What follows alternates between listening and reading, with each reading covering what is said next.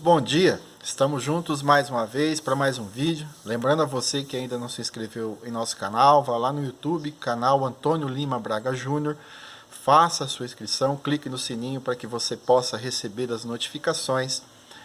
Lembrando também que nós estamos no Instagram e no Facebook, sendo que no Facebook você pode ler o capítulo inteiro da Bíblia conosco durante a semana.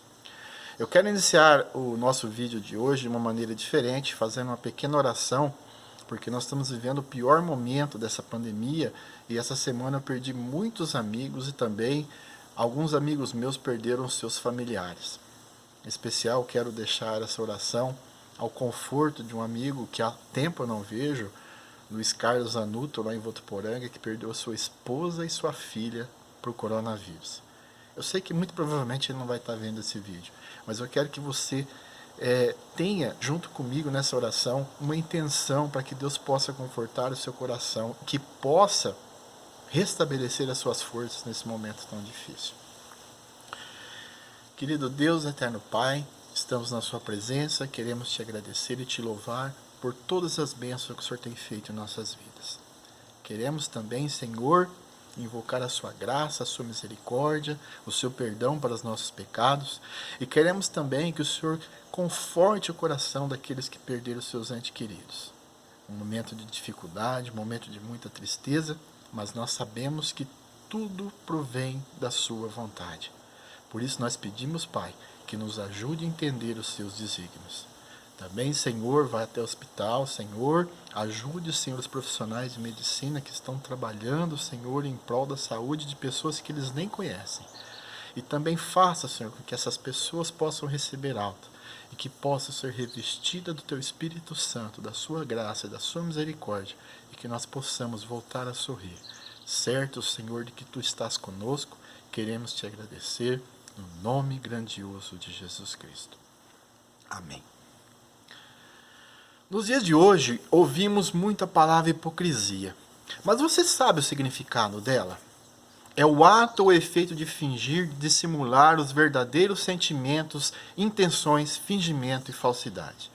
No 5º capítulo do livro de Atos, veremos uma das mais conhecidas histórias do início da igreja primitiva, o caso de Ananias e Safira. A igreja estava começando, os apóstolos estavam cheios do Espírito Santo. Suas pregações estavam impactando milhares de pessoas. Muitos estavam doando para que a obra se edificasse. Um desses doadores era Barnabé, um levita que morava em Chipre e que doou toda a sua herdade para a igreja, tornando-se mais tarde um missionário ao lado de Paulo. Nesse contexto, surge um casal, Ananias e Safira. Eles eram membros da igreja cristã primitiva de Jerusalém e resolveram aparecer para os homens, uma característica do hipócrita. Eles venderam um terreno para doar todo o dinheiro para a igreja, mas resolveram guardar uma parte do dinheiro para si. Nada de errado nisso, pois você não é obrigado a doar suas posses para a igreja. Entretanto, mentiram dizendo que estavam doando todo o valor do terreno. A hipocrisia foi o fator motivador. Queriam aparecer para o restante da igreja como um casal bondoso e caridoso. Isso ocorre muito atualmente. Ao ofertar, Ananias foi questionado se aquele era todo o valor. Então ele não era obrigado a dar, né? Mas o Espírito Santo sabia o que estava em seu coração. Ali ele teve uma oportunidade de arrependimento, mas optou por mentir. Optou por mentir a Deus. E quando você mente para Deus, a Bíblia é bem clara, o salário do pecado é a morte. E ele pagou com a sua vida. Ele caiu morto diante dos pés de Pedro. Alguns jovens recolheram seu corpo e levaram para a sepultura. Depois de aproximadamente 3 horas, provavelmente à procura do seu esposo, vem a esposa dele procurar. Então Pedro faz a ela a mesma pergunta que tinha feito a respeito da oferta ao seu marido. Ela optou em acompanhar seu esposo na farsa. Esse é um erro muito grande no casamento. Temos que ser cúmplices, sim, de nossos cônjuges, mas não devemos ser cúmplices de seus erros. Safira também caiu morta aos pés de Pedro e foi sepultada por aqueles jovens.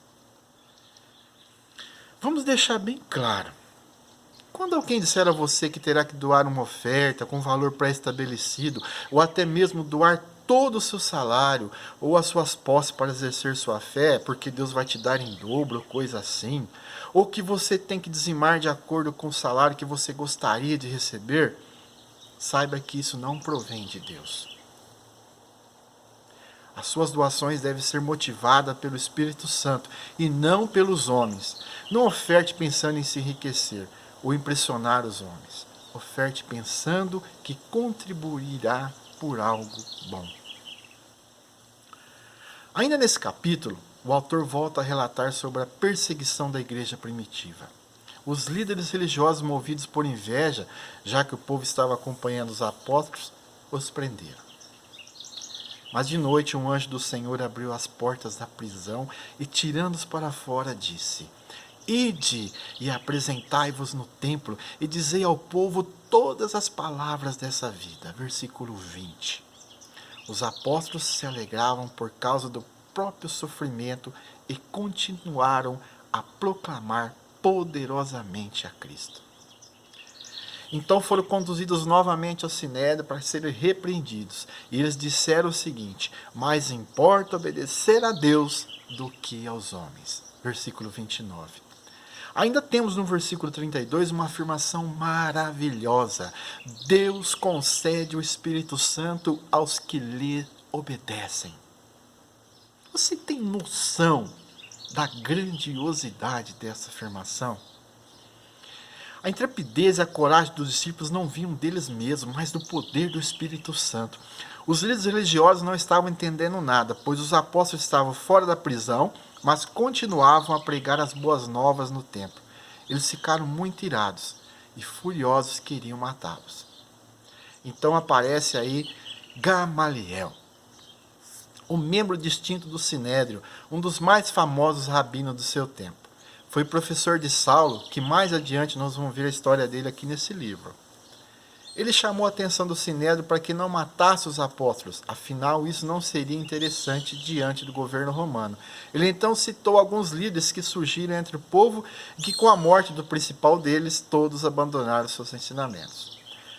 Gamaliel então aconselha o Sinédrio a deixar aqueles homens em paz. Ele disse que se a obra fosse dos homens, ia se desfazer, mas se fosse de Deus, não seria desfeita, e que desse modo poderia estar combatendo contra Deus. Versículo 38 a 39. Muito cuidado a criticar movimentos religiosos diferentes dos seus. Deixe que o tempo estabeleça se vem dos homens ou se vem de Deus. Simples assim. Após isso, o Sinédrio então resolveu açoitar os apóstolos. Eles receberam a tradicional quarentena de açoites -1. Mas podemos ver aqui que os apóstolos não saíram tristes ou lamentando, mas saíram alegres.